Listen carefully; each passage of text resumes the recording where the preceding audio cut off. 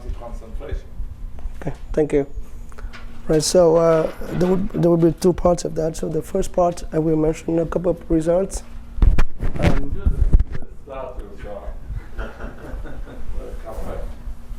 And then in the second hour, I will talk a little bit about applications of that. So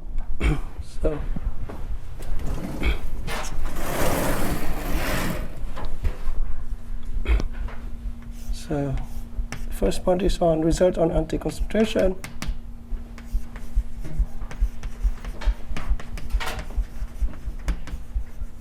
Okay. So the general setting is the following. G is a group, not necessarily abelian, finitely generated, and I have a couple of S1. Is that big enough? Okay. Be a symmetric subset in G. Okay. And then I postulate condition that all these guys maybe have a few elements. All right? But this it's not necessarily finite. So, Finite. No, I mean G. G is not, yes. Could be R. Okay. Yeah. And then we choose Si from Si is chosen independently, uniformly at random. So the biggest i's are sets, symmetric sets. Yes. And you pick Yes. random element. Yes. And so we consider the random words, right? S1 to Sn. Right. So each lowercase s is chosen from the capitals. Right. So this random word. And the quantity we're interested in is the following. What do you mean symmetric sets? Inverse. The inverse. So if S is in Si, then the inverse of that is also in Si. Okay. And sometimes we also add the identity to that set. Okay, so the quantity we're interested in it is so given S, what is the probability that our random word equals to that, right? So how large can this one be? So how large can this one be? Under some general condition on the set that we are working with. Okay. So even the case where all the sets S1 to Sn are the same set. That is called homogeneous random work. This is a little bit, yeah. But I guess all the basic questions. Yes. Okay. So this one, let me just denote it by rho, which is called concentration. I'm not sure it is the right way to call it, but let's just call it concentration probability. Okay, or hitting probability or something.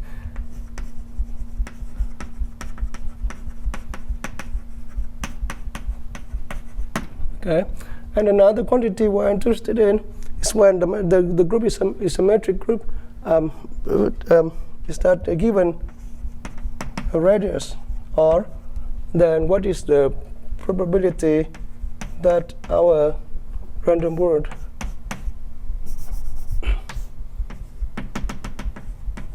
belongs to a ball radius R supreme of OS.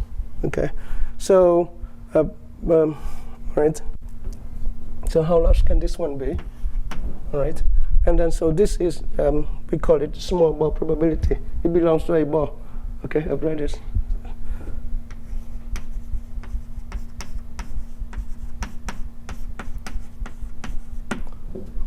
All right. So this So it says given R, sorry, radius. radius. Sorry, yeah. Radius R. What is the probability that that this belongs to the collection of woods around S with distance at most R. And this is actually going to depend on the generators, right? Yes, it depends on a lot on assumptions on the S, on the capitals. All right, so here's the classical result. So classical result. So in R, right? This is a result by others.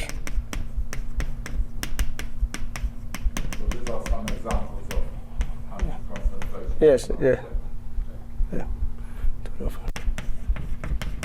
In the 40, it's a long time ago. Right, so they showed that, this is classical, so everyone knows about that, I guess.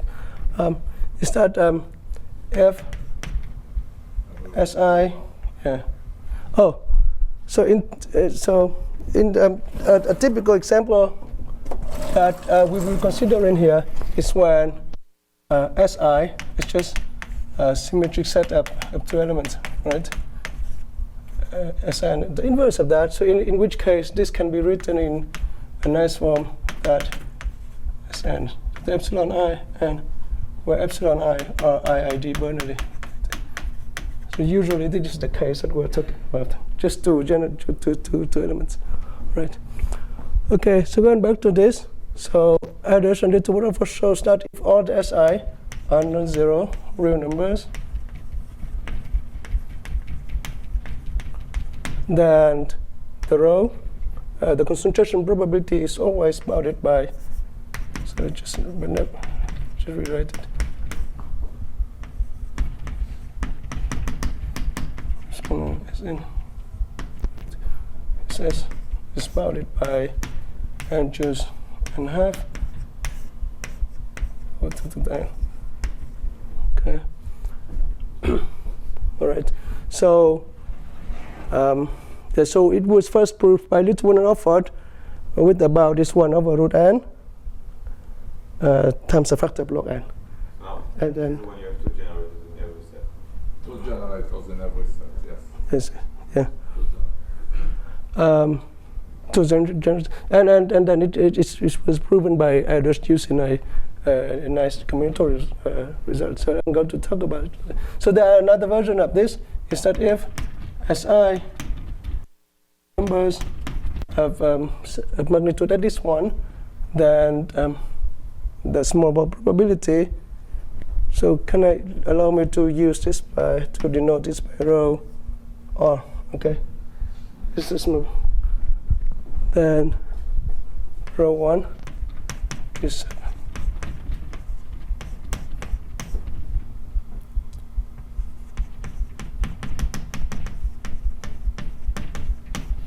and 1 is bounded by the same thing.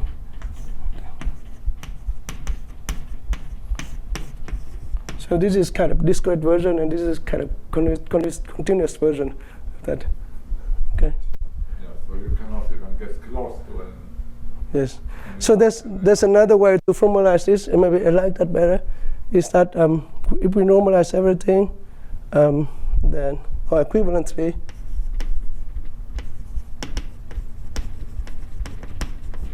Is that if all the SI are at least 1 over root n, okay, then the row of 1 over root n is bounded by, from above, by 1 over root n.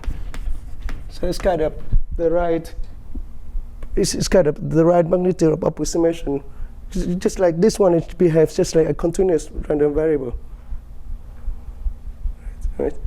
So maybe you should say that, I mean, in all these examples, they are tight because you can take They are tight. the SIs to be just 1. Exactly, yeah. Then just the sum of plus minus 1. So Yeah. you cannot beat this. Yeah, this is best possible when all the SI are the same, then you get the binomial coefficient, right? The middle binomial. Yeah. Yes? Can you improve it? Yes. So there's an inverse direction. So if this is a 10, then they're all the same. Okay. Is that the question? If you can somehow improve it, we have to measure Well, yeah, we'll probably talk about it. Yeah, there are results like that. Yeah. Okay. All right. So I'm going to give the proofs of this then. Okay, just warming up. So the proof. So the first proof is by Irish. Proof. Just Pulling the first bound. yeah, the first bound. Maybe the second bound is the same. Yes. So maybe the second bound. Okay. So first, because we can change the sign, so we can assume that Si are positive, right? I'm sorry. Okay, and then let me just given S, we consider all the sum that epsilon I Si belongs to interval from S minus 1 to S plus 1, right? And then for each such sum, we consider the collection of indices I that so that epsilon is 1. Right? So the contribution from the positive terms, the indices of that. Okay? So, I is just a positive. Right? Plus minus 1, yes. Yeah. Right. Okay. And then the collection of all such I, if we observe that the collection of all sub-index sets, right? So this collection forms an anti-chain. So which means that if I1 and I2 in this, then they do not contain each other. Okay? So it's easy to show that, because if it is the case, then there will be more positive in I2 and less negative in I2. And so the difference between them will be greater than 2. So they cannot lie in the same interval at the same time. Right? And then I just used the result from Spinner's theorem saying that the size of anti-chain is at most that. It's at most n choose n half over 2 to that. And that's it. Okay. And so by Spinner theorem result in the 30s, the collection of such is at most n choose. Right. So which means that there are at most such subsums that belong to this. So the probability is that over 2 to that. Yes. I don't know. You're not going to talk about applications of these results. This result? Not in general of anti-concentration. You will talk about applications or not? I will. Yeah. Okay. Yeah. But yeah. Okay. So that's the first proof, and the second proof. This is the second. Not the first. This is the second part. Yeah, the second. But it implies the first. Yeah. All right. So okay. So the first proof, and the second proof is analytical.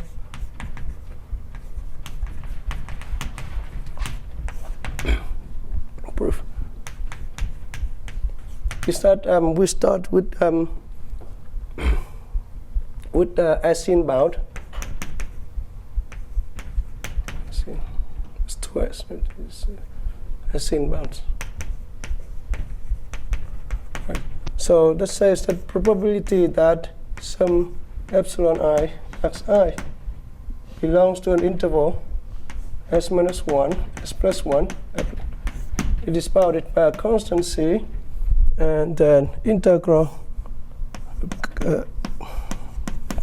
of the characteristic polynomial, right?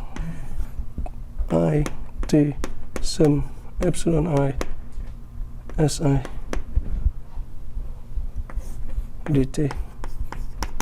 Okay, so any random variable, okay, the probability it belongs to an interval can be bounded by integral of the characteristic absolute value of the aspective value of the characteristic polynomial. Yes. Where is the fact that where is the length? I mean, if I gave just a general interval, where would I see the difference in the integral? Then the size of that. So it's just the fact that it's the size. Yes. You see the absolute Yes. value at most. Yes. It's just the same size. Yes. Okay. So that's the size. Okay, and it boils down to estimate it and prove this bounded by 1 over root n. Okay, so it's just an integration. So that the one in the integrand is just because of plus minus 1, so we can write that I t sum epsilon I xi is just product cosine of sit, right? Because it's independent, and then for each you have cosine. So you have this, and then and this integral t from 1 t in this range of the product of cosine of sit dt. This one, if we use holder, so it's bounded by the product of integral of cosine of each sit to the n dt, and then to the 1 over n. Okay. And then we observe that this integrand here is always bounded by 1 over root n for h, because si are at least 1. So it turns out that you would multiply, then take 1 over root n, you get 1 over n, you get back to the 1 over root n. Sorry, why do we get 1 over root n? Okay. Oh, each one of them. Yes, each one of them, because yeah, you do it's asymptotic integration. Yeah. Right, so we don't get exact bound like that, but we get 1 over root n with the same magnitude. It's bounded by. So just historically, Erdős did it before Littlewood and Oxford? No, Littlewood and Oxford proved it before. They use different method. This is from Hollas method. Yeah, Hollas. Yeah. So Littlewood and Oxford, they just use it as a lemma in the result on random polynomials. So they didn't care much about the tightness. So they just prove log n over root n, something like that, and then Erdős comes up with this proof. And now we have another version of this, and this is kind of closer to what I'm going to talk next. Okay. All right.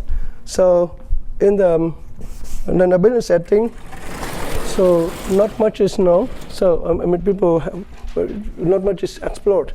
So that's a recent result by Tip and Wu. So they show that if S1, Sn. You write a little bigger. Oh, I'm sorry. It's small. Those are small. Yeah, I know. S1, Big Sn. enough when you were over here. Yeah, right. Okay. So there's matrices COL, M, C. C is, M is a parameter, fixed parameter. So each has order at least k, right? Then the concentration probability S1. What is the order? What do you mean by order? The order. So Si to the k is 1. So the order of the. It's just okay. So Si to the. So any power of Si to the L is not 0 up to that. There's not an identity. You don't care whether they are invertible or not, or whatever. No, we don't. No, they are invertible. Oh, sorry, invertible. You just said they don't. They are not identity for small powers. They. I see. Okay, and so you have this Sn to the epsilon n, because S is bounded by O of 1 over root n, as we expected, and then 1 plus 1 over k. So the k also plays a role, right? Because if they have small orders, then the chance that they hit to the same one is at least 1 over k. So they have this. In that is in the real case. Yeah, in the real case. So there's no order torsion for this. Oh, sorry. This is the sum. Yeah. Okay. Good. Yeah. Okay, so this is the only result that I know. Is this tight? It seems to be tight. This also, it should be there, right? Yeah. And then this also, the orders also matters. So if the So if the SI are all the same, right, and then has all the twos, Also, you raise it to the power epsilon I, of course. Okay. Yeah. Okay. then okay. All right. So.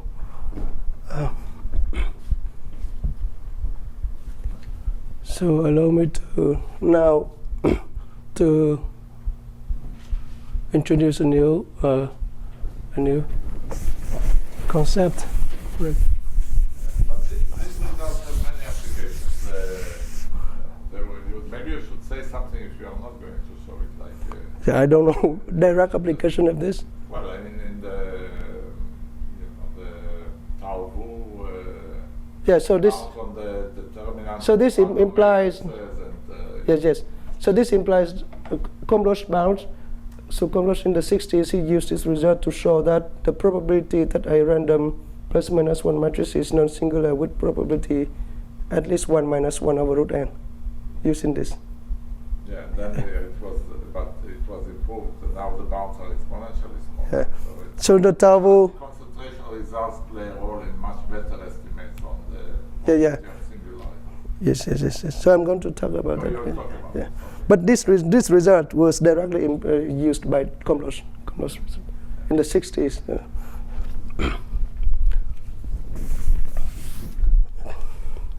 Okay.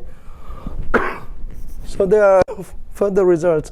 For example, if you postulate more conditions on that, so if you assume that Si are not Sj, so they are distinct, then the probability, the concentration probability is bounded by 1 over n to the 3/2 of that. Right, so if we just postulate. What happens if the SIs are different? I mean, there is a square. It's an example of that. Yeah. Now you still only have two values, right? Two values for each, but Yeah. let's say they are the integers. The first SI is 1, the second is 2. So it's one is plus minus 1, the other is plus minus 2, Yeah. plus minus 3. Then you cannot have as good a concentration as 1 over Yeah. as opposed to the 3/2. Yeah. So you have 3/2. Or in the continuous setting, if you have Si minus Sj, they are separated, then you have the same thing for the small ball probability. 1 is bounded by that. So this result is due to Sarkozy and Semery, then they were students. So they proved this kind of thing. So if you postulate more conditions on the Si, then you get better and better estimates, right? You're back in the abelian case now, right? Yeah, I'm in the abelian case. For the non-abelian case, I can show that for a general non-abelian case, you can get about 1 over n. So it's kind of weird. So because you asked that, so in the non-abelian case,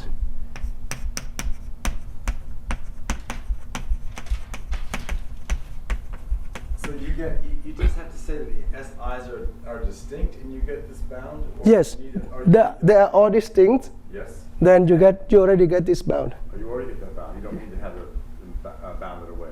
Differences don't have to be bounded away. If you are talking about that case, then maybe this is the continuous version of that. So they are bounded away from 1, which means that they spread out. Sorry. So, yeah.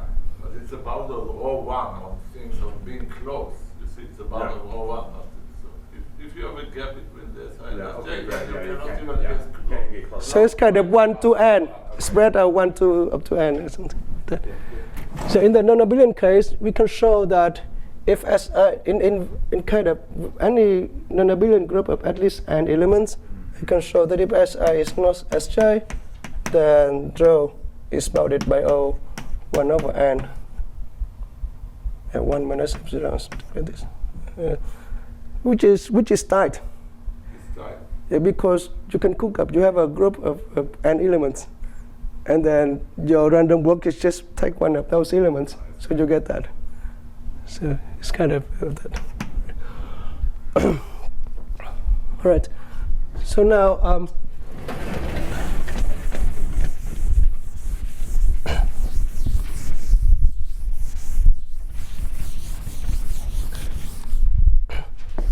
So no, the Abelian, you mean non-up, right? Because finite group can also be abelian.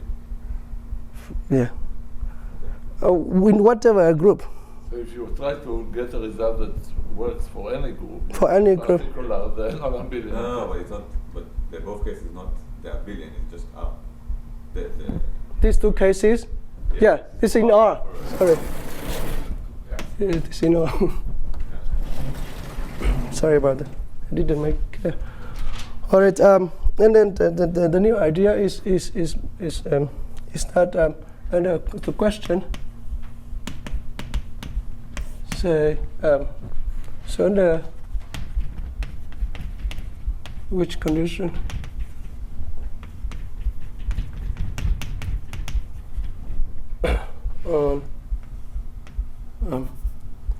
That we have against a row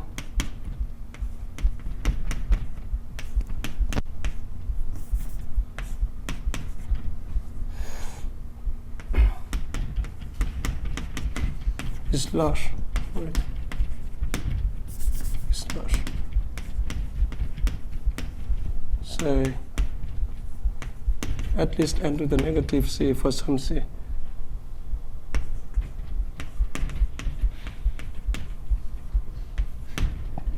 All right, so this question is due to Tao and Wu in the work of random matrices, as Avi mentioned.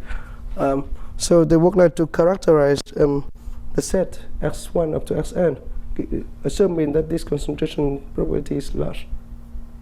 Okay. So, for instance, we can show that if this probability is of order 1 over n to the 3/2, of order that, then most of them must be nicely spread like integers from integers in a small interval of order n. So we can show kind of inverse result like that. So if we assume this, then what can we say about these guys? So you would assume that they are like in a small grid or Yes. All right. Okay. And then the same thing for the continuous version of that. Slash. So let me just rewrite it by definition.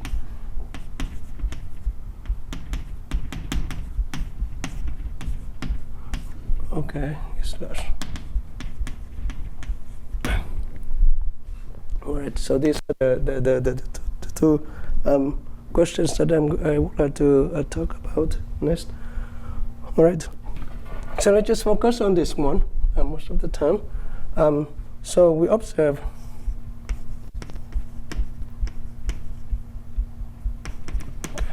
all right. Of course, I just write this model, but we are more in the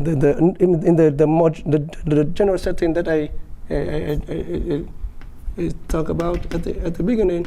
So assuming we are in the general non-abelian setting, and then we have a random word, and assuming that the concentration probability is large for that, then what can we say about the S1 up to Sn, right? Probably it goes without saying. I mean, if the SI is in the reals, even if they are arbitrary or generic or random, we expect exponentially. Exponentially, yeah. So the question is, when is it polynomially big? So there will be two steps. The first step is in the non-abelian, that forces them to be kind of abelian, and the second step is in abelian setting we have to do further, like they are not randomly.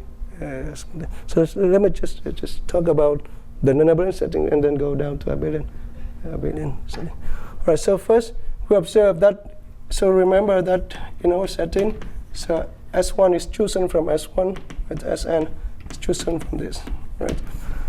So if the ground set is this kind, they expand slow, right? It's like n to the O1 or n to the C. So if the product set, so this is product set, okay? Elements from each and then. You should write it explicitly. So we are getting to arithmetic combinatorics notation, and yeah.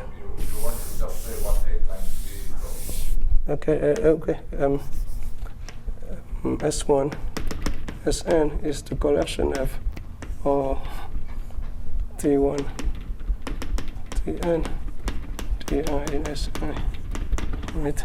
So if the cardinality of that is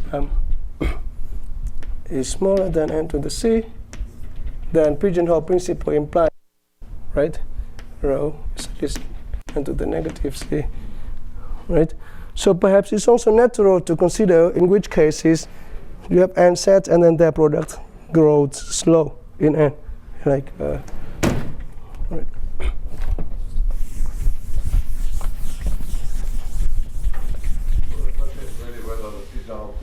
The only reason that it turns out, but kind of the second moment we could get a little bit more, but pigeonhole principles. If the epsilon I were not uniformly random, but biased towards one value, then maybe. Yeah, we can do that as well. So are you asking about the epsilon I, if they are biased? Yeah. Yes. And then maybe if there are two biased, then the values that they are biased towards is likely to occur, right? Right. But we also have characterization result for very biased, for sparse random variable as well. Not that so sparse. Like for random matrices, we can go up to for G and P, we can go up to P is 1 over n to the 1 minus epsilon or something like that. Yeah. So we could, really biased, like it was. If this is 0, then you don't. Yeah, exactly. No, that's what I'm saying. If you take at least n to the epsilon off them, then you already get that. Get some.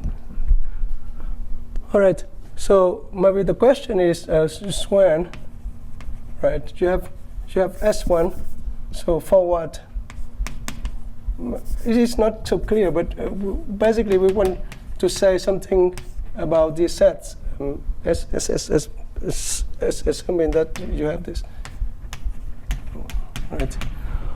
So when you have this, right? So in the case that all these guys are the same, like homogeneous random walk, then this is s to the n is divided by n to the O1, and that's a result that I know. Not so much, but this is kind of Gromov's theorem. So Gromov's theorem says that if this guy spans polynomial is small, then S must be. Please correct me if I'm wrong. Right, so it says that if S to the n is bounded by 1 times the size of S, right? For all n, for all scale of n, then the group generated by S is virtually important. Okay. What's virtually mean? It has a finite subgroup which is important. finite index. Finite index subgroup. Yes. Okay. So this says this kind of gives a hint that we may hope that it is the case then these guys must be very close to being abelian. Yeah, so let me say, I mean, the virtually is one word you may not understand, and the other is important. But important is just something very close to abelian. Yeah. That's a good way to, if you don't know. Take Heisenberg matrices and then you see it. Okay. And so, okay, so because of that, so even in the non-abelian setting, it seems like it tends out to be true that most of them must be very, very close to being abelian, first of all, and then so because of that we need to,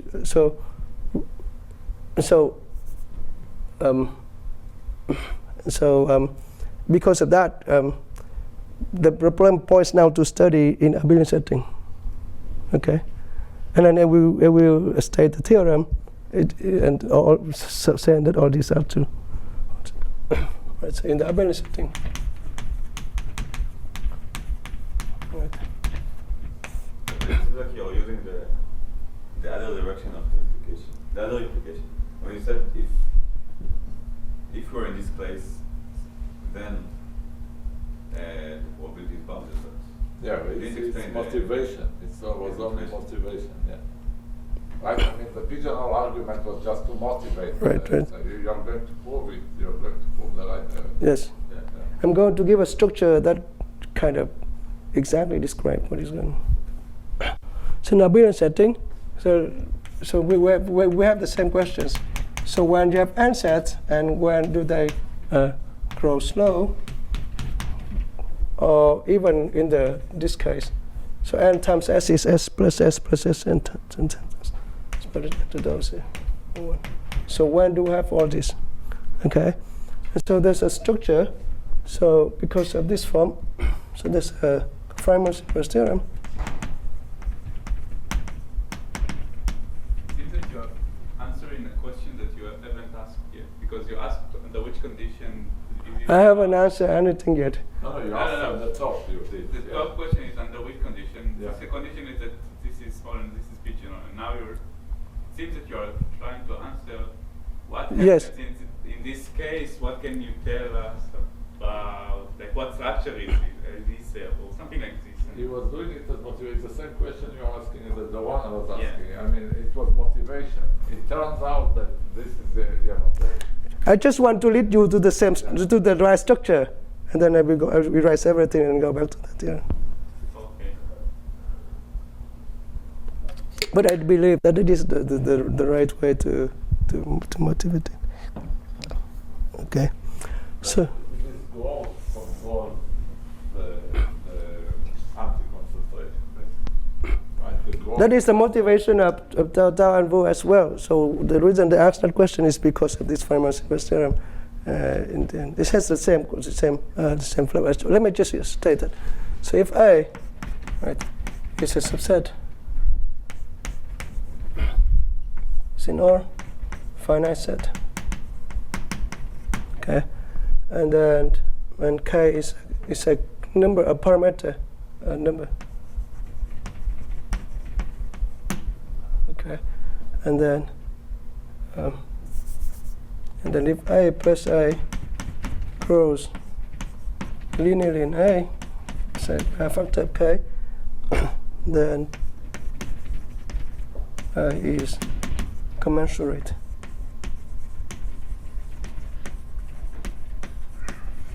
to a structure, okay, a GIP. So it's generalized arithmetic progressions, structured. Okay, the commensurate means that in this sense, I don't want to go in more details, but it roughly means that the size of I have the same order with the size of the intersection with the structure, and okay, and it depends. Okay, right. And the structure here is the structure that has the same size as A in magnitude and has low rank, so small, have rank 0.1. Okay. Probably it's good to just give the situation. I mean, if K is 2, then it looks like it's very close to an arithmetic. Good interval, yes. That's going to look like an arithmetic. So K kind of, yes. So there's such a result like that. So if I plus I is more than 2I minus 1 or something like that, then that must be an interval. It must be an interval. Yeah, but I think I'm not sure that everybody understands this. No, I don't understand the statement. Yeah. The notation. Yeah. I will give you an example of the structure. Okay, this is the size of I is asymptotically the size of this after Yeah, but I don't know what the P is. Okay, the P I'm going to describe now. Oh. So it's called GIP. So In the case of 2, P is an arithmetic. so here are the candidates for GIP. So for instance, negative m plus 1 to m minus 1 m. Okay, so this is an interval. It's symmetric. This is symmetric GIP. You can dilate that.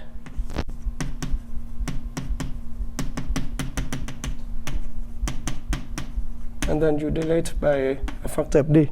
Okay, so this is the steps ID. Or you can add them up, right? So you have m1 times d1 plus them. We add them as sets, right? Or negative m2 up to r set. mr dr. So this is GIP of rank r. Okay, that's it. So one way to think about this is to take arithmetic R, arithmetic progressions. And we delete them and we add them up. Yeah, so think first of These are examples, or these are? These are examples, but they are all examples. Yeah. So these are examples of symmetric GIP. If you're not not talking about symmetric, then we can start with not symmetric intervals like this. Just keep it symmetric, but still, what is the definition of this? Okay, the general definition of that is that any set of the following form, sum over ki di, I is from 1 up to r, okay, where negative mi smaller than ki smaller than mi. So collections of all such sums, dir, the di's, d1 up to dr, those are generators, and you consider all the linear combination of those generators where the coefficients are integers ranging from this to that. You want the rank to be small, right? Otherwise, Yeah, the rank will be small. rank n you have already. No, depending on case. Yeah, the rank. Okay, so this you just have a d-dimensional box and then you collapse it to the real numbers, and you get that. You take the d-dimensional box, and you add the coordinates of every. Yeah, it's just that. We just add. So this is the general definition of GIP of rank R. Okay. And then we might be worried about when all these sums are distinct or not, that I don't want to go into that. So proper. Did what? I didn't understand the last statement. So there could be a few sums that end up at the same value. And so in that case, the GIPs are not proper. And so there's a lot of minor things like that I don't want to go into. But you can explain the commensurate. So in this case, if the sets are these general arithmetic progressions, it's clear that the number of sums is small. It's about n to the r. Yeah. And Thank you. a set is commensurate with that. You can delete a few elements. Okay. And it will still be large. A positive part of that is already okay. Yeah. So the main point of this is this is kind of invariant under addition. It doesn't grow that much. So that's the same thing. You wrote above the parameters. Okay. What do you say? NS is most n to the smaller one? Yeah. No, bigger of one. But this is always the case. No, it will be exponential. It's all usually. In a billion cases, it's always the case. No, it's usually exponential, right? Maybe S has 6 elements. Direction exam. And it's n. You have 6. Each one is a direction in dimension. The unit vector is the Boolean. Okay. Yeah, so you add n of them, you can get every possible final vector. Up to the. It's yeah. No, but this is S. You wrote S. This is the same set all the time. You have just one vector. Yeah, so the set is the zero vector and the unit vector. You take one. Okay, you sum up to n. So you have only No, from every set, the I set is either the zero vector or the ith unit vector. No, but he's right. Oh. Yeah, he's right. So Sorry. maybe this question is to. Yeah, maybe you're right. It doesn't make sense then. you just need to choose just the number of times each element of S occurs. It's bounded by n to the Yeah, s. yeah. No, This I is don't- always I don't- the. So it bounded by the maybe the size of S is here. Yeah. It must. Yeah. So this is doesn't make. So allow me to cross that down. Yeah. But maybe if the S But this case is not trivial. Yeah. So maybe sorry if the about that. size are not of size 2, it makes sense to Yeah, have. size n. No, it's Size plus size n. It's bounded by n to the s. Yeah. Yeah. And to the size of S. So sorry about that. Yeah. So, okay.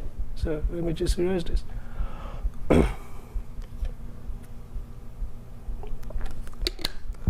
Okay. So after introducing this structure, let me just state the theorem.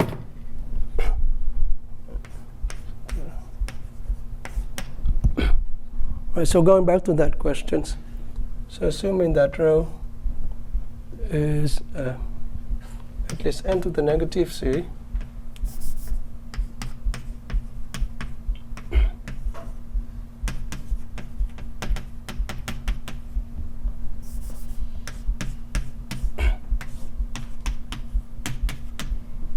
then for any n prime is bounded by n at epsilon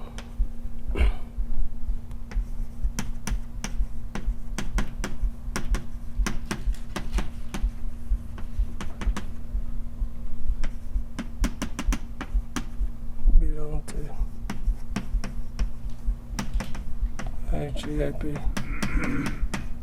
Q rank 1 and size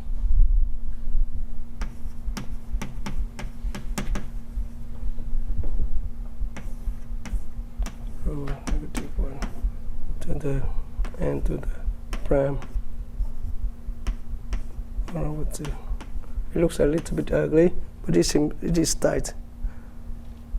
All right. So I'm going to explain what is going on. And R prime here is the rank. I'm sorry. What is R? Yeah, rank is O1. Rank. So the number bounded by this. And what is the power over there? N prime to in the denominator? So for any n prime, for any prime. So usually we choose like if n prime has order epsilon n, then we have most of them except an epsilon portion of that belongs to a GP of rank to the n to the r half. And you lose a bit. Okay, but if you capture more elements, then you get worse. You get bigger size. So it's kind of there's a trade between those two. But even for n prime equals n to the epsilon, it's sort of Yeah, it is. interesting. So it captures all but n to the epsilon elements. Then, I think we can drop down all the way to power block, but let me just do this. All right. So first of all, this result implies the classical address that was offered in the discrete case. So, all right. So it does imply that.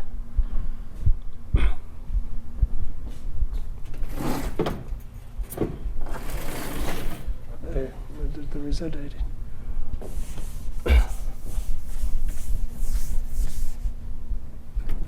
So it implies that the little what offered is that Does it give it exactly?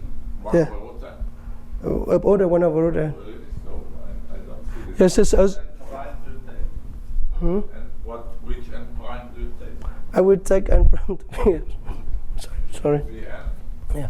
Yeah. So take n prime to be epsilon n, something like that. All right. So let me just recall this. The statement of that is all the si's are non-zero.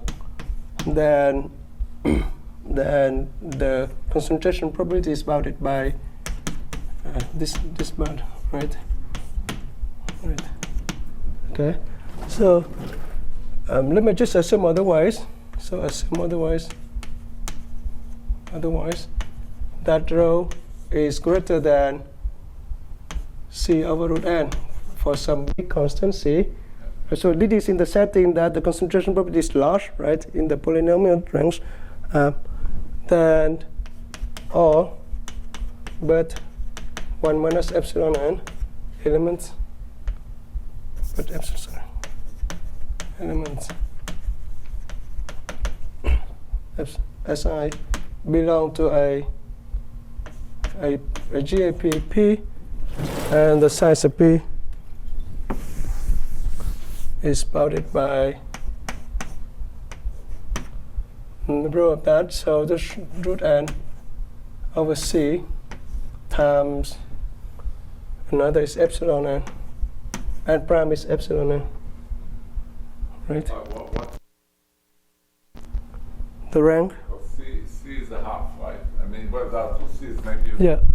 Sorry about this. So rank R is at least 1. So this implies 2. R is at least 1, right? So this, but the size is at least 1, right? So this is impossible, because if you choose C is large enough, then you get this guy is smaller than 1. So you get contradiction. We get contradiction. But what is the rank? I mean, the rank is supposed to be. We don't know. So You don't care about the rank. Yeah, but just contradiction on the side. yeah, but it turns out that every kind of range you have an example. So we might think that we have a box, a R-dimensional box, and then you do a random walk there.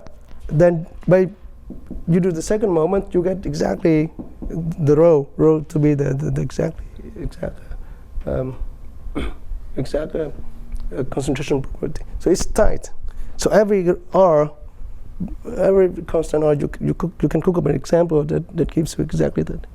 So generally, you have an optimization problem. Here, you're saying that has no feasible solution. yeah, this is impulsive contradiction, which is more than 1 if you choose C to be large enough. So we are not able to recover the average bound, but at least the magnitude of it. And you get this, we can do the same thing for the Sarkozy the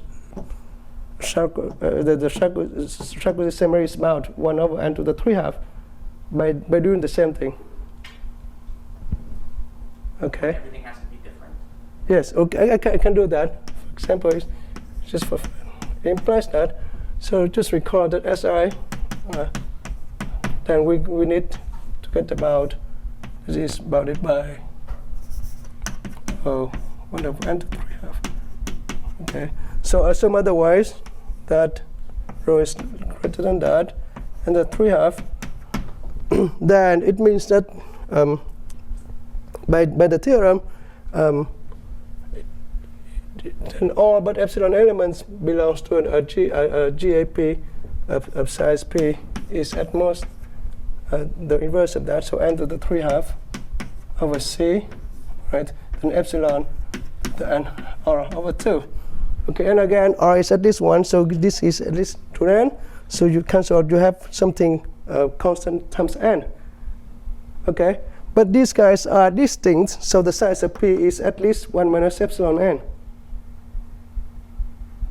And then so you get contradiction again.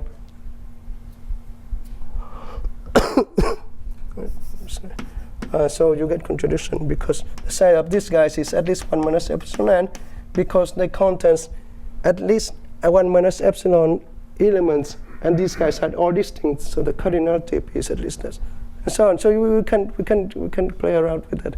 You will tell us anything about the proof of the general? No. Yeah. It used Feynman's inverse theorem, but in other application, then I'm going to introduce different things that has nothing to do with GAP. But that's also application of this. This is your theorem. It's just due to Tao and Wu, and then we just added some and then. Their theorem was not so sharp, right? I mean, They have a theorem, and then they have an extra n to the epsilon bound in the. Yes. But the main thing is, in application, we would like to answer these questions, the continuous case, because it's more it seems more applicable, and then the result doesn't extend to that. Right. So. And this is for abelian groups? For R, in R. Just for R. Yeah, everything now is in R. So sorry about that. Yeah, when they add this. Yeah, because Feynman, because you use Feynman is for R. Yeah, but for example, we kind of have some inverse result for an unabelian setting using the black box Breuil at Greentown, but I don't talk about it. So we can prove inverse results in the unabelian setting as well, but it's not tight as this. So it's kind of all right. Should we? Whatever, it's your decision to when to take a break. It's good time. I'm not done yet with the theory, but yeah, should we take a break? Well, it's up, yeah. If Yeah. it's a good time. I think it's 1 hour, so sorry about 5 minutes, something like that. Okay. 5 minutes. 5 minutes. You want to say before and okay, yeah, sure. Yeah, I'm going to introduce something else. All right, so before doing that, so we also have a characterization result for this, for the continuous setting. And then that one is applicable to random matrices. But now I'm going to introduce a new, a more applicable result, not involving any of this. And then I will apply that to random matrices and permanent. Right. So the other concept is due to Ruderson and Verschijning.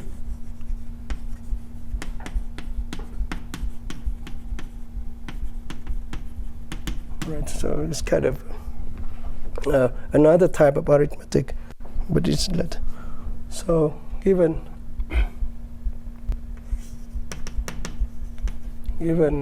parameter gamma multiplied by 1, and given a number n4 is bounded by n. Okay. And given a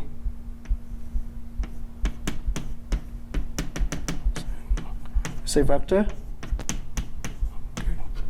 And then we define the LCD, which is the least common denominator, with parameter alpha gamma of this vector to be the infimum of all d, so that the distance from ds to Zn is bounded by of times the norm of this. I'm going to explain later. But what is I'm sorry? what now? L2 norm. Oh, yeah. So The distance between ds and Zn. yes. So it's L2 norm. So that is the infimum over all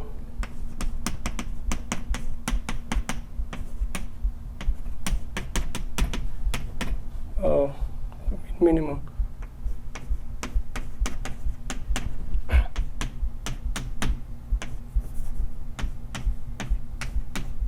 So it's some kind of Diophantine Yeah, so it's property of this set of real numbers. yes. So it's different. It's arithmetic in that sense. Okay. So, all right. So usually, it's kind of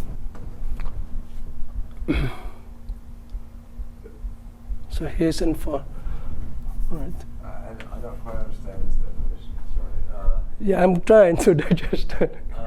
So D is a real number? Or? D is a real number, and then we want to zoom it out a bit. Oh, Yeah, and see how close you get to the integers. yes. But now I don't understand the dependence on alpha and gamma in here. Where's alpha and gamma? So the gamma will be here. Okay. So here's the thing. So the gamma is plays the role that you don't. So if there's no, you don't want to take d to be really close to 0. Oh, so Yeah, it's the distance. Oh, so this is part of the condition. I see. yes, yes. So if Condition. if there's no gamma there, gamma is 1, Yeah. then you can take d to be 0 or close to 0. Then the distance is the same, and then you have the same here, right? So the gamma there is to rule out the case to force you to choose d to be large enough. Okay, larger than 1 or something like that. And the gamma here, the lambda here is usually root n. It turns out that that's the right choice. Okay, so okay, let's just have a better understand. So okay, so his observation. So f, right? So if S is a unit vector, right, and then a positive portion of that, of the SI, has order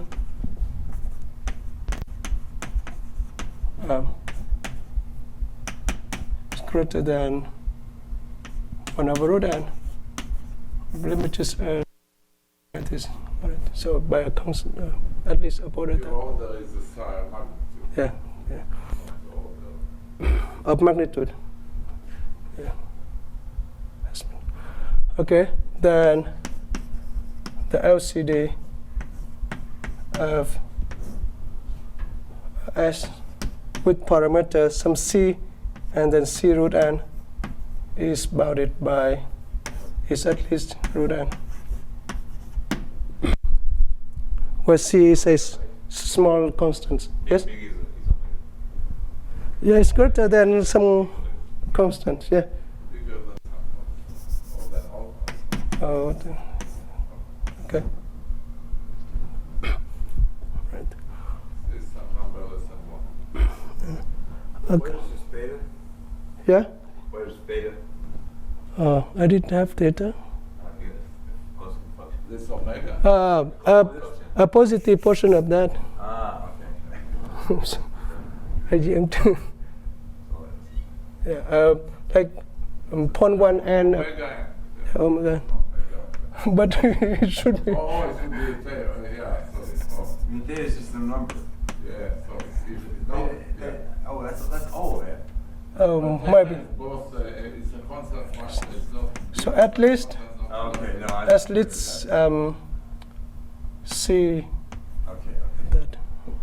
Okay.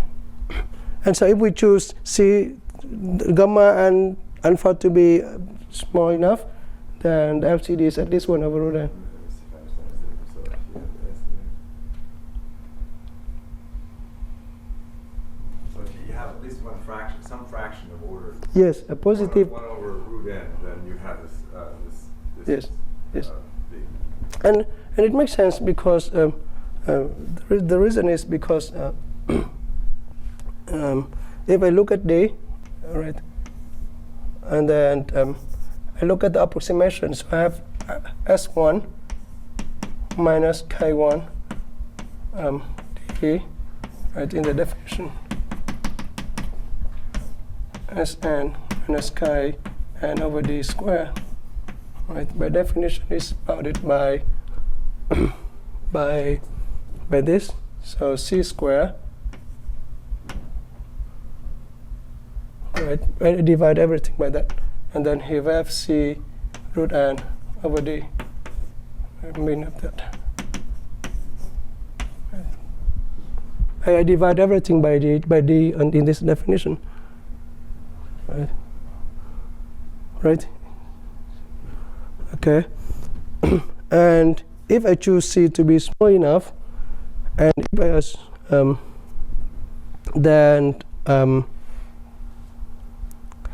then a positive portion of the chi are non-zero. Right? At least on those guys, that the SIC has order 1 over root n, then those chi in there corresponding to those, a positive portion of them are non-zero. And because it was positives of the k are non-zero, so it implies that the norm of k, the vector k, has order at least n. All right. And then because of the approximation, as it says, the norm of D, the size of D is greater than the norm of K by a some constant. Right. And so D square, D square. If you don't, so this. And so the size of D, is at least root of n. And so that's it. Does it make sense? Yeah, I mean, it's not surprising, right? I mean, this is a simple. It's just a most simple. unit vectors require a blow-up of about square root 10 in order to come close to an integer vector. Yes. Right? That's a step. Yeah. Yes. So, and so because of this, the result I'm going to introduce after the break will also covers the Erdős Little Waterford bound using this. Nice. Right. So,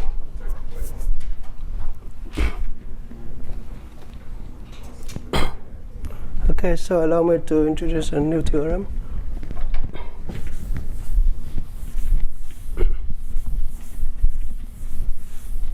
But you are not going to tell us why they introduced this, why Rudolfson and Verschanin introduced this notion? I will give a,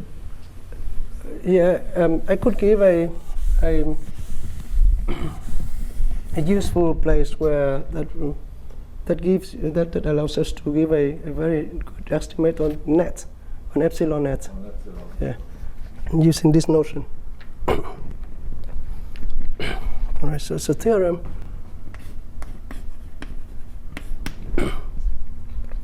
So S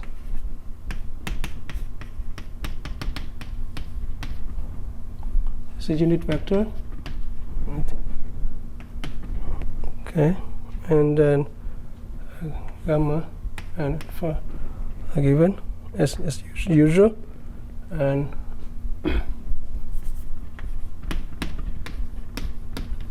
okay. And for R or delta, the radius, if the radius is greater than the reciprocal of the LCD, a parameter gamma and for an S, then the smaller probability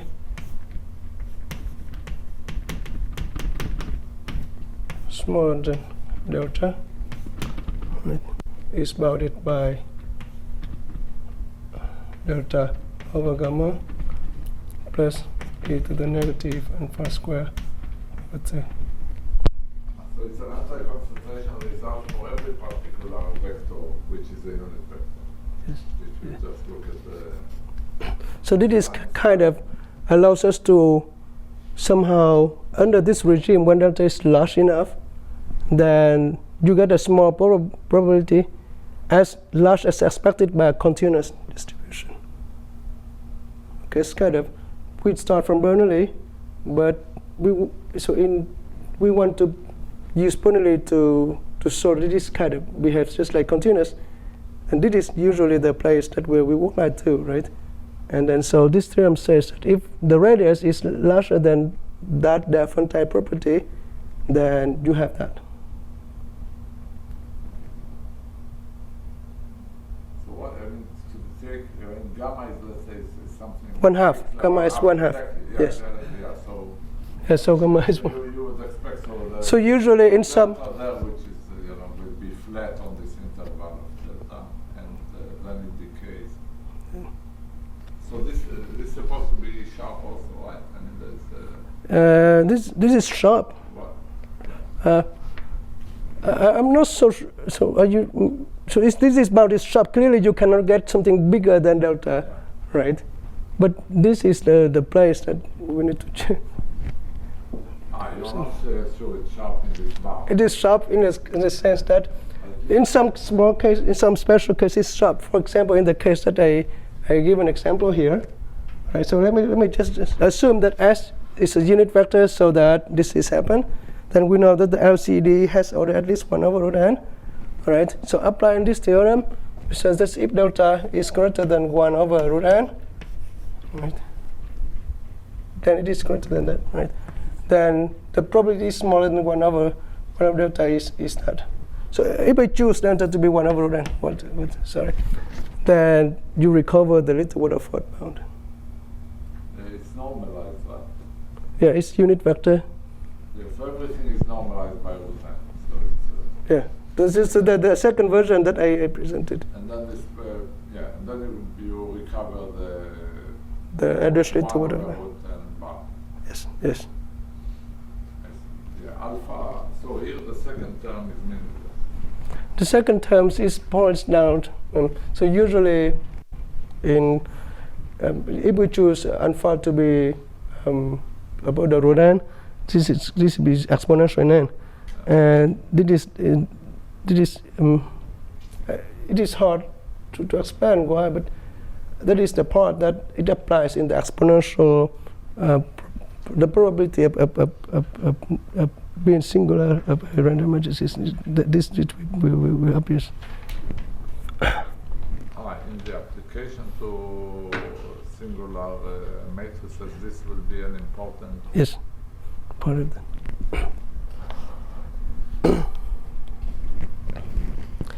Okay, so let me just draw a quick way Avi asked me, so maybe where the LCD is important.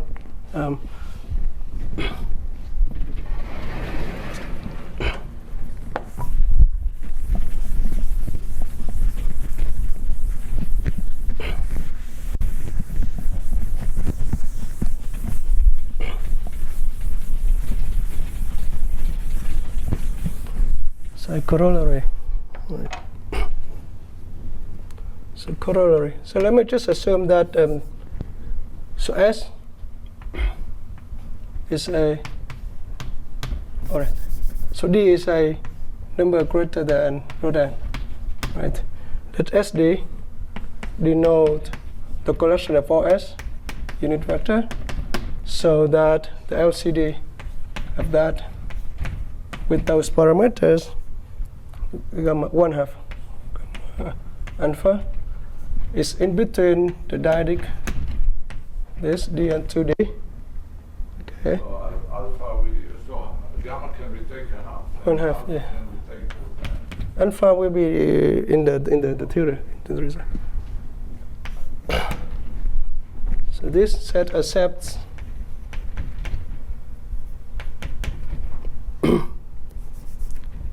I 2 alpha E net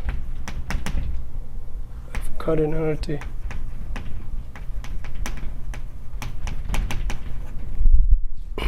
at most C D over root n to the n, where C naught is a absolute constant.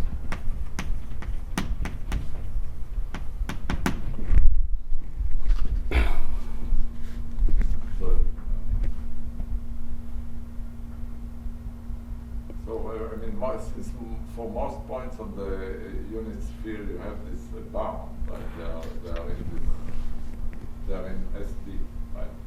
So usually, the one that I know is that usually if the delta n S, the size of that is 3 over delta to the n, right? n minus 1. Okay, so if you have this net, then the size of that is reciprocal of that to the n. But alpha is small enough, say, that this bound is much smaller than that. This is constant to Saving 1 over root n sometime. yeah. This will be just constant to the n. Yes. There you would pay another root n in the base. Yes, so the root n. So this is related to the Friedman Komos-Semeredi proof of the singularity. They also looked at the singularity of random plus minus matrices. Yeah, but I'm not so sure if they. use the So that bound is some, maybe it is not explicitly in the work, but yeah, at the end somehow the bound like the term n to the negative c n appears in every exponential.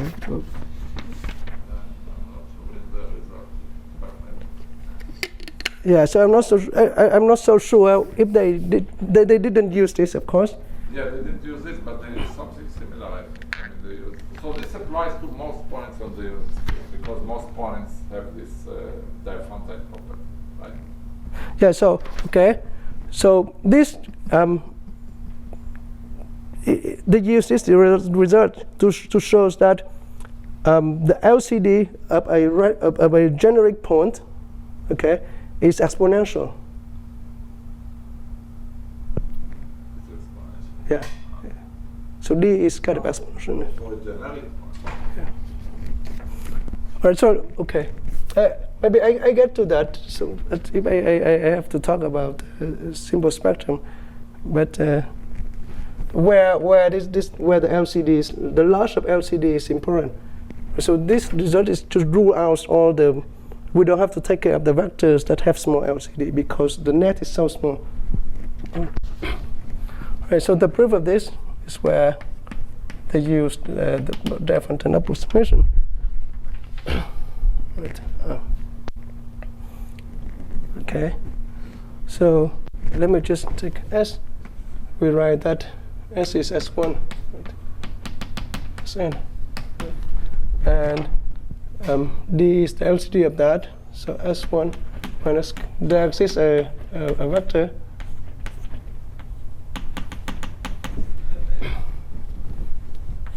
Sn minus Kn square. So let me just write, this is just X minus K D square. Right. So by definition, it is bounded by gamma square and then alpha square over D square, right? Mean of that.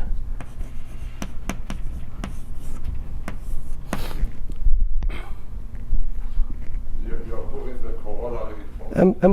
I'm proving this. That's where we use the LCD. All right. Oh, the S. X, try X in the other side. Okay. So this implies, first of all, this implies that. Okay. So this implies the norm of K D by triangle inequality. It is at most 1 plus min of that. So maybe gamma 1 minus gamma, first of all. Right? Okay. And so it implies that sum over Ki square is bounded by D square 1 plus gamma square. So maybe smaller than 4D square. So it implies that the sum of square here is bounded by it's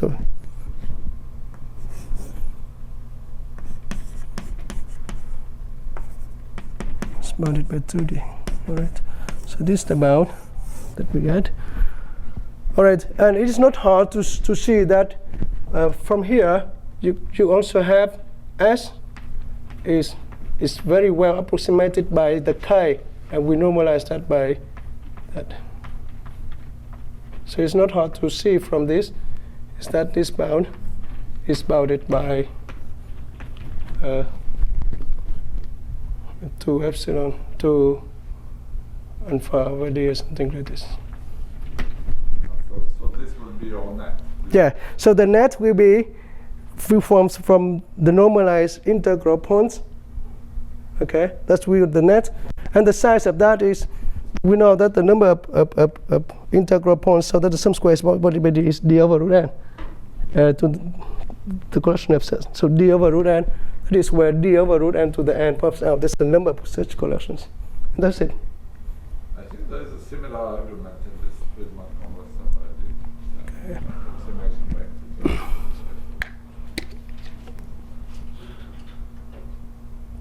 but this maybe it's not so tight. All right. So now, for applications, we need to. I have to introduce another thing, which is to allow me to spam a bit. So we need to do a higher dimensional of this. So, okay, another higher dimension.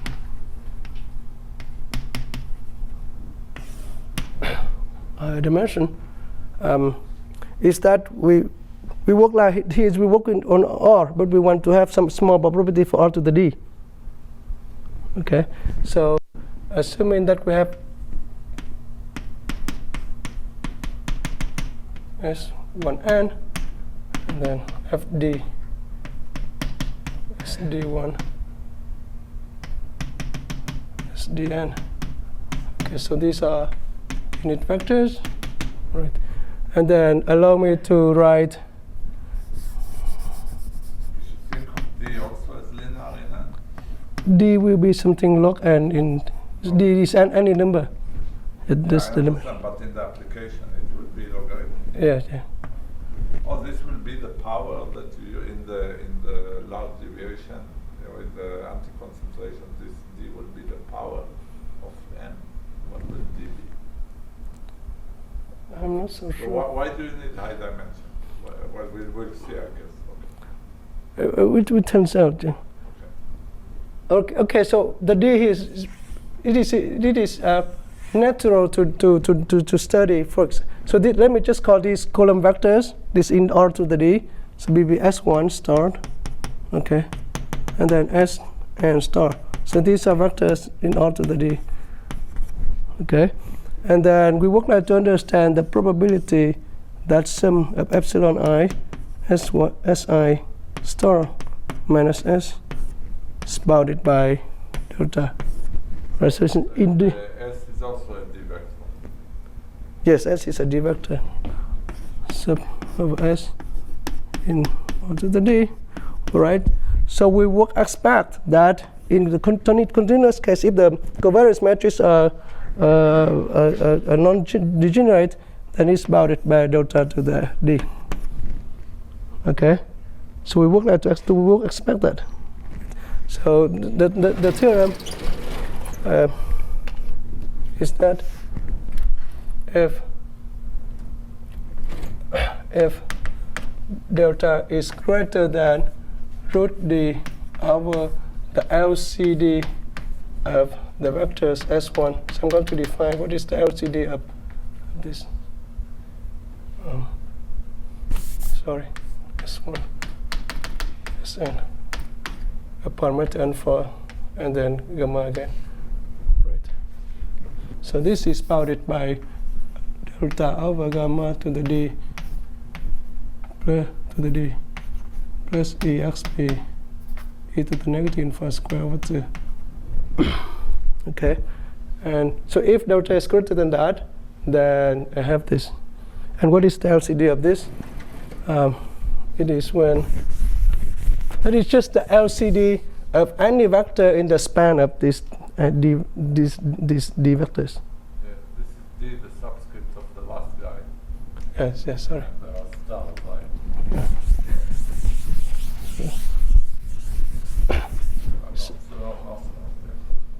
Yes. So this is LCD of n5 gamma S1 SD is of the LCD of S and then S is in the span of those SD.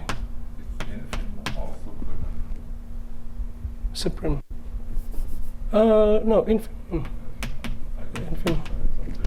Yeah. Okay. I didn't say, but I sorry, but I have to assume that these guys are orthogonal, all right? So if not orthogonal, then we have to do something else.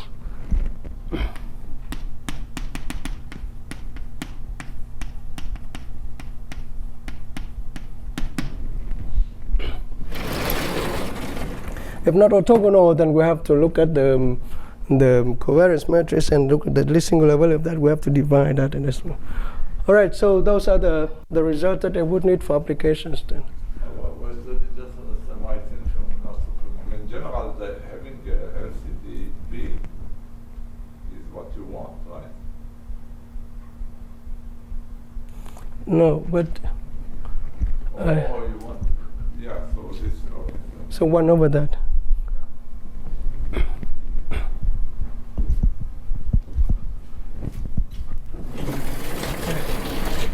So here are the applications.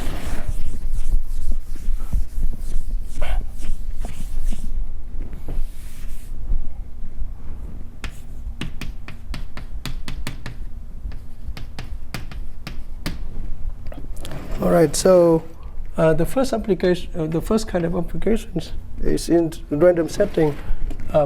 It's in random matrix theory. So we can show a couple of that with high probability the matrix is non-singular, or with high probabilities the matrix has simple spectrum, or it's kind of anything like singularity of that type. So the one I could present today is that we given a matrix Fn, right? Fn is a matrix of size n by n, all right? F sub n. F sub n. F is the matrix. Yes. Plus minus matrix. What? Okay, wait. Summation. Deterministic matrix, right? So it's bounded by, say, n to the gamma, something like this, right? And then Xn is now the symmetric, the random matrix. So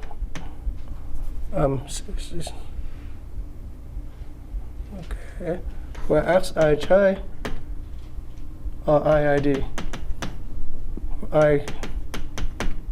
IID Bernoulli. Right, so symmetric Bernoulli matrix, right? And then we want to understand like Fn plus Xn. So this is the matrix when you have a deterministic matrix and then you add a noise to that, a noise matrix to that. Okay, so this also covers the adjacency matrix of a Schrödinger graph.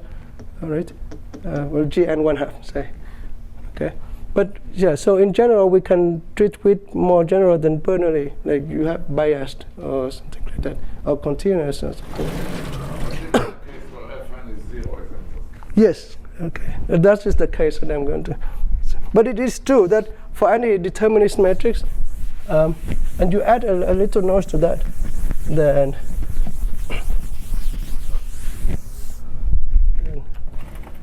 theorem is that with high probability,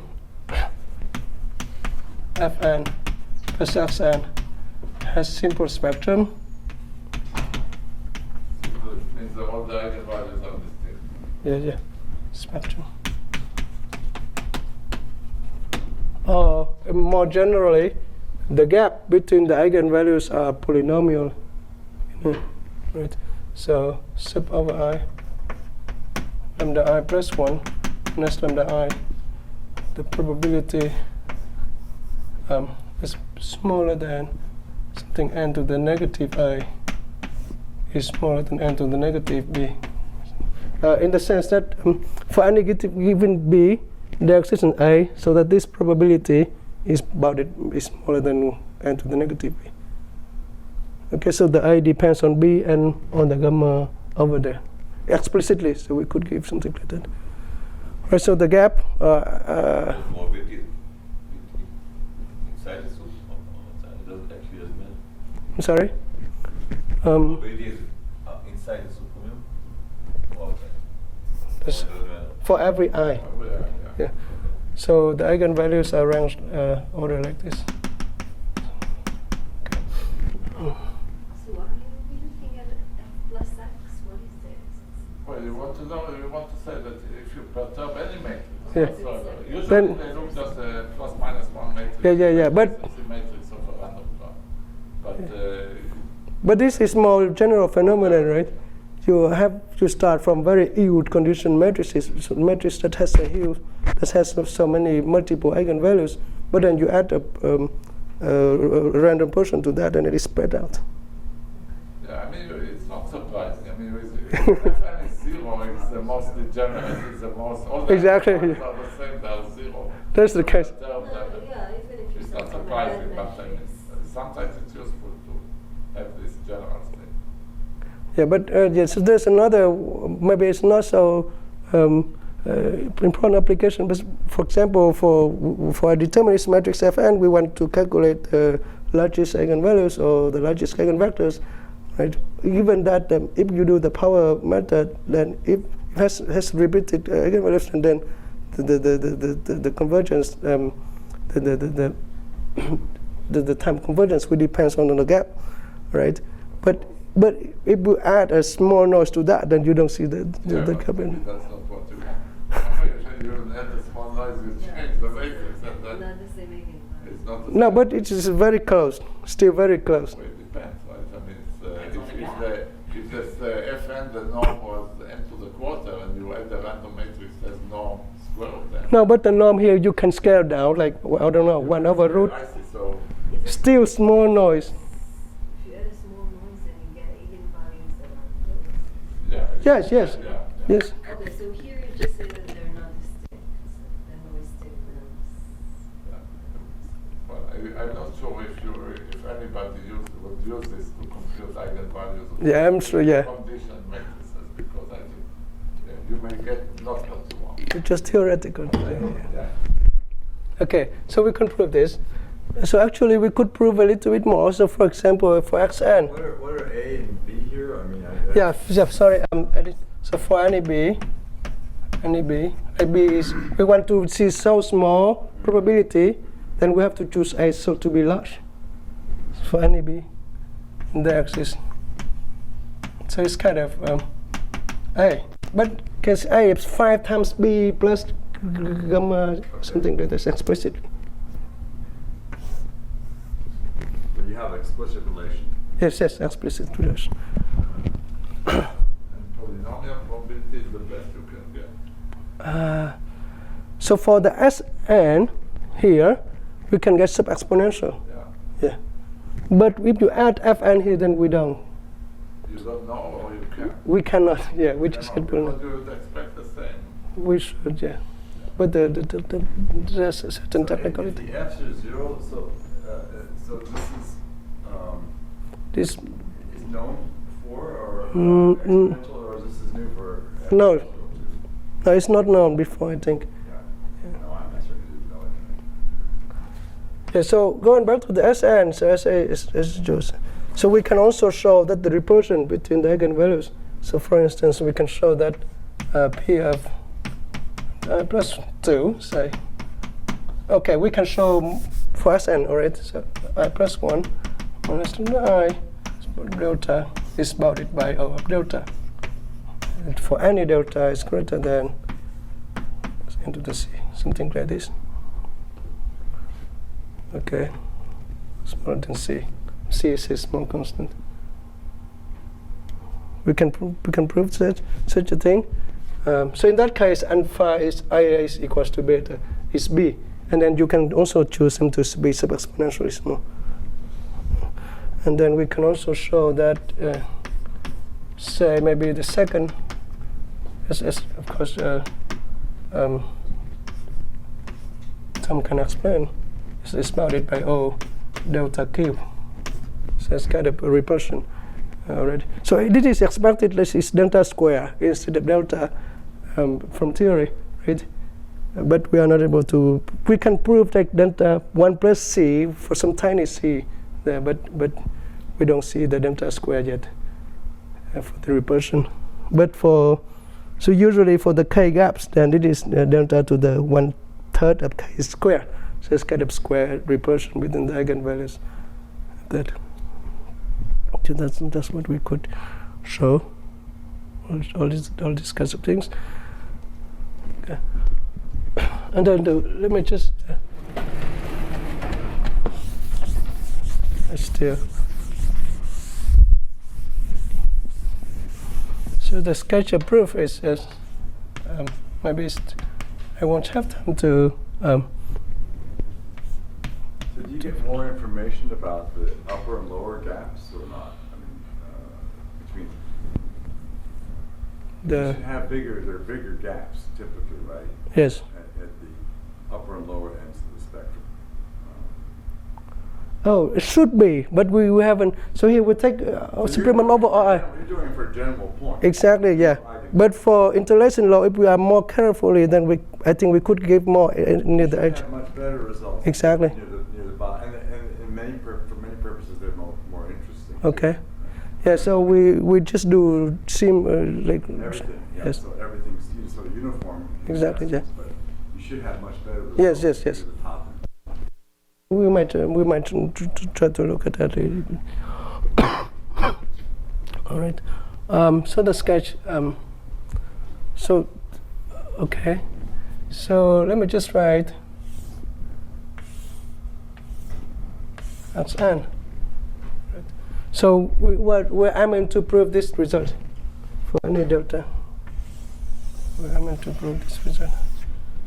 Okay. Oh, I should say I'm sorry about that. I have the wrong scaling.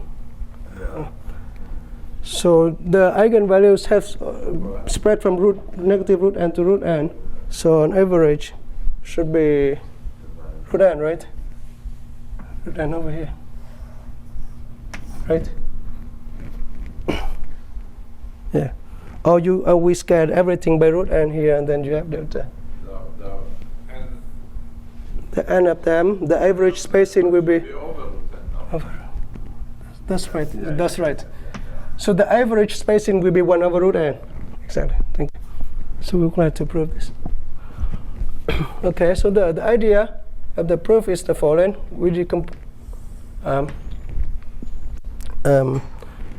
let me just assume that lambda I plus 1 minus lambda I is smaller than delta over root n.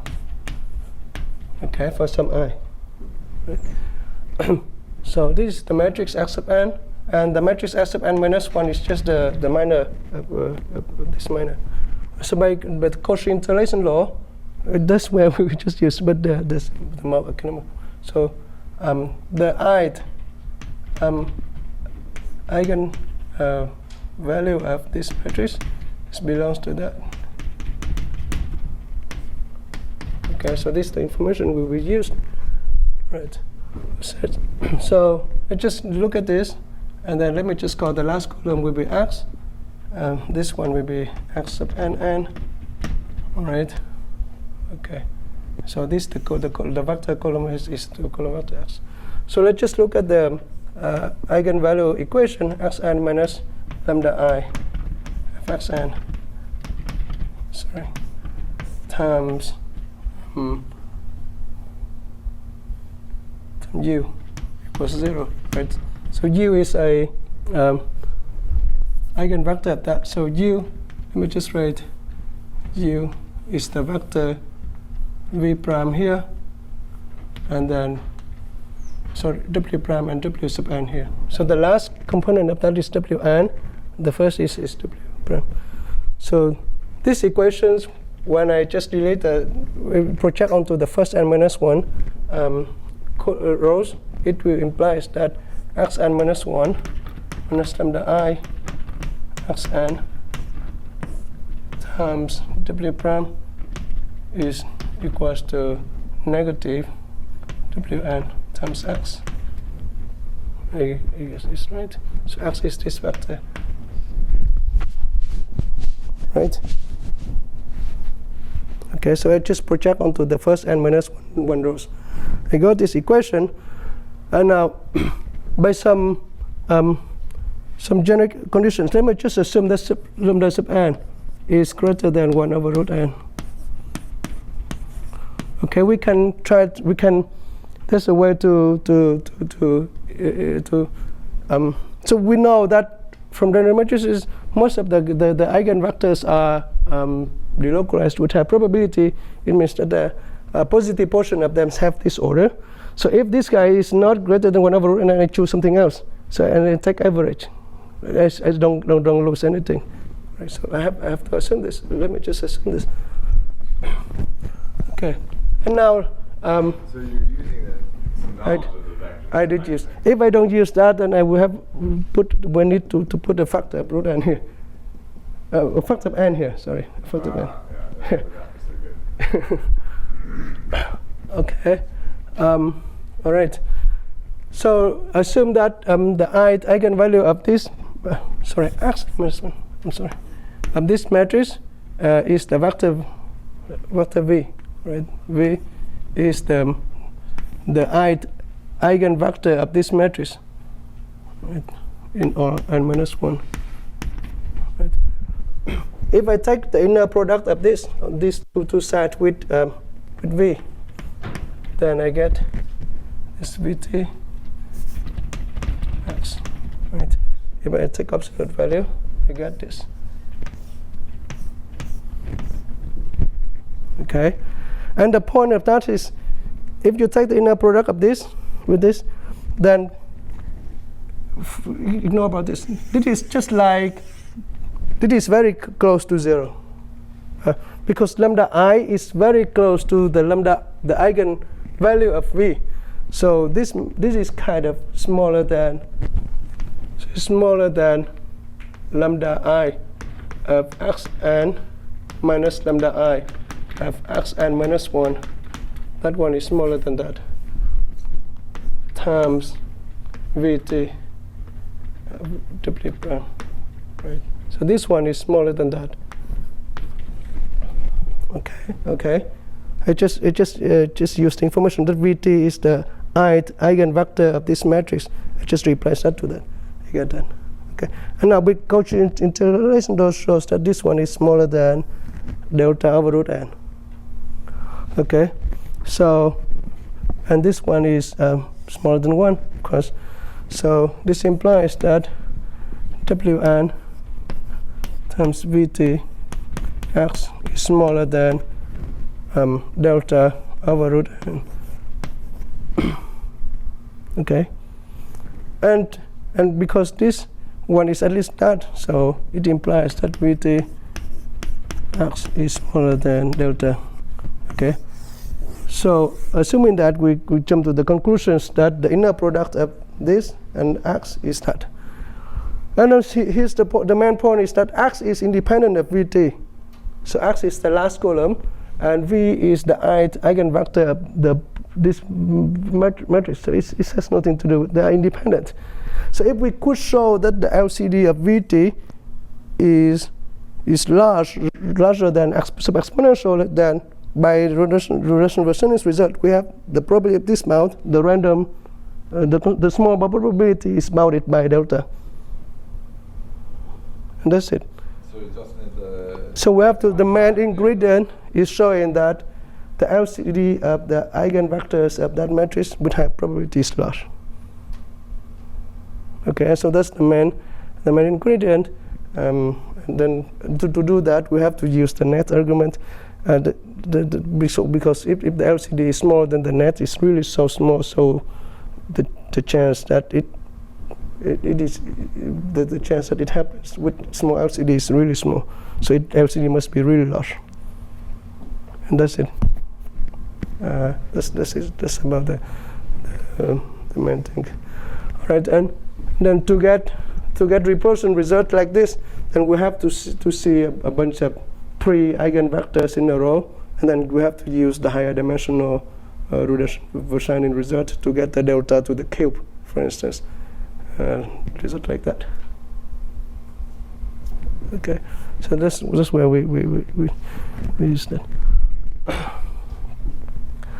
Okay, and then one last thing that I have only 5 minutes.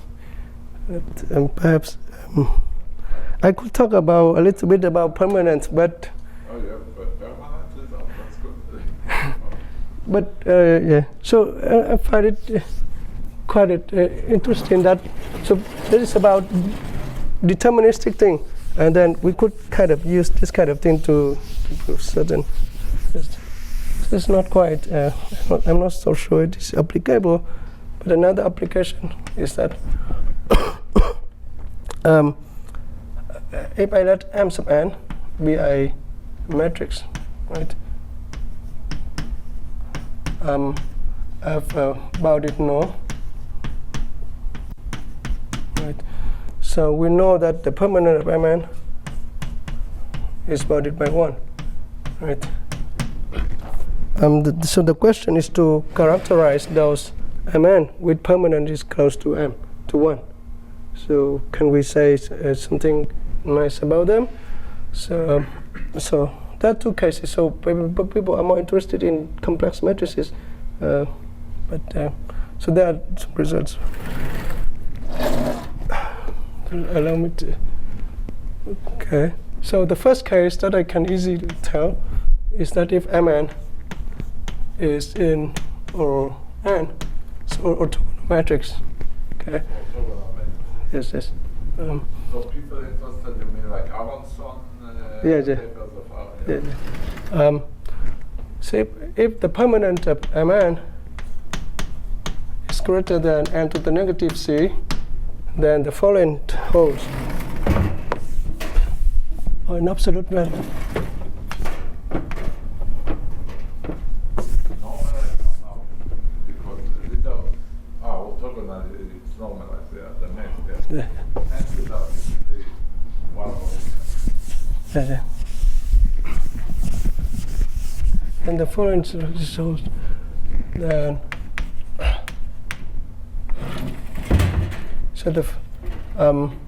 so the row sets of Mn can be decomposed. Okay, maybe it's easier. Oh, but n to the epsilon elements rows of Mn are delocalized, are localized.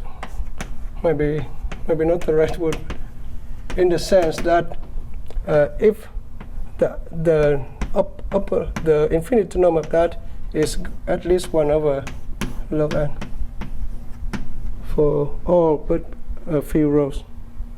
So what is must have a big entry. In order for this to happen, you must have big entries.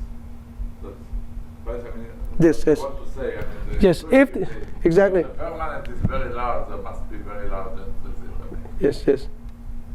Okay. And so we can say a couple more things for more general matrices, for complex matrices and such. But okay. Sorry that I ran out of time. Okay.